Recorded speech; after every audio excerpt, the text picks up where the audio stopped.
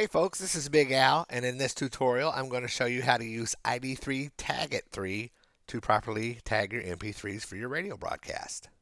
First, we launch the application.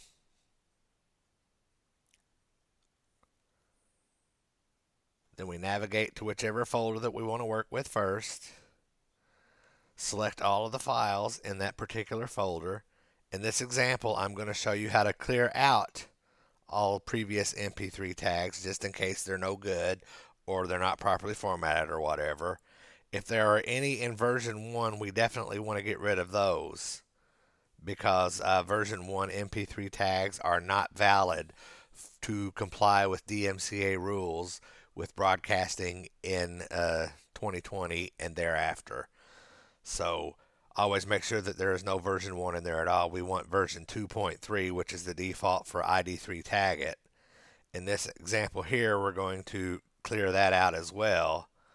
So we'll get rid of that. Come over here to the artist, get rid of that. Go to the album, get rid of that. Anything else that's on there you'll want to get rid of as well.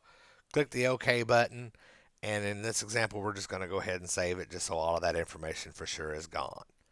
All right, next thing we're going to want to do is come over here to the file name to tag version 2, or you can hit Control D, whichever one you're more comfortable with. Click on that.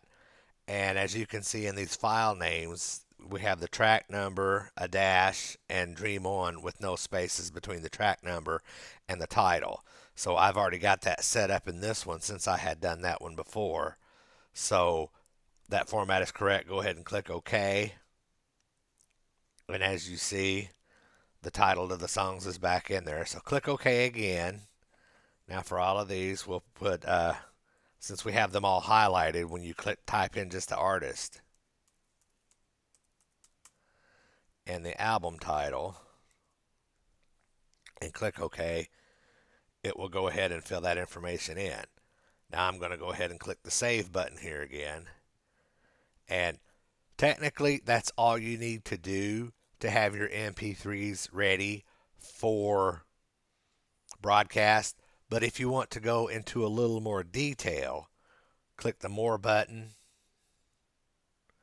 and then you can put things in there like the year it was recorded. You can hit this drop down here, find whatever genre you want, add that information. It's not necessary to be able to broadcast and still be in compliance, so you can put that in there if you want. You don't have to, totally up to you. What I like to do, and this is also unnecessary, but I like to do it because the album covers show up inside the broadcast software, and I really like that. So click on the Pictures button and hit the picture type drop down. Switch it from Other to the cover photo. Then you'll click the Get New Pictures button,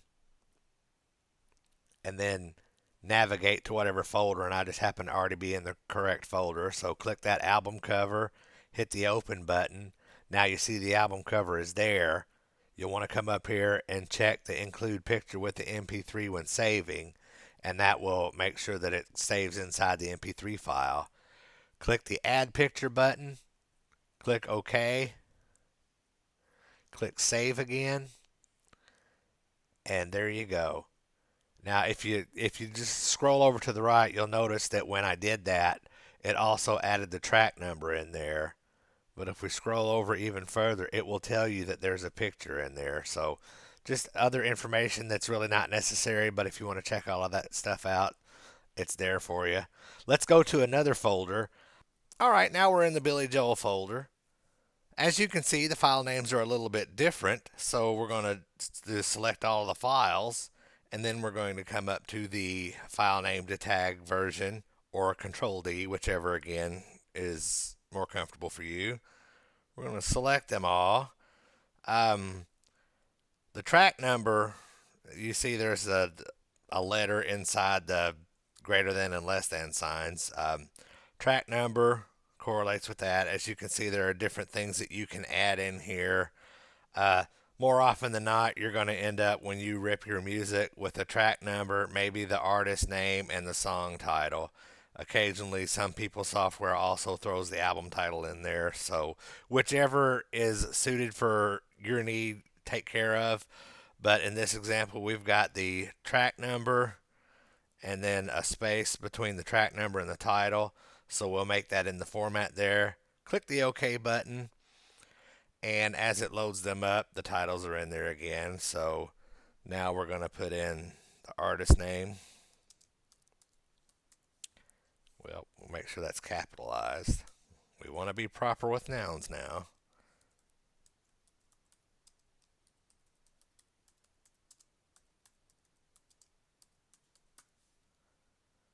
Click OK. And then we'll save that. And then for one last example here, the Elton John folder, as you can see, has the artist name in there. So we'll select all the files. We'll click on the tag information again. This time the track number has a period behind it.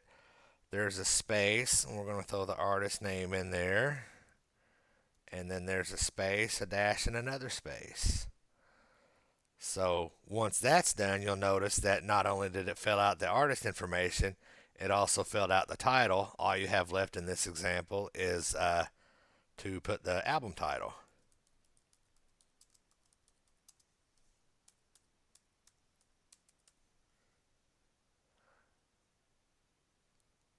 Click OK, save that.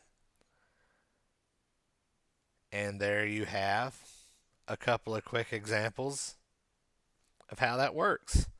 And again, as you look in this folder, you will see the information is all properly tagged for Elton John, Billy Joel, and Aerosmith. Thanks for checking out this tutorial.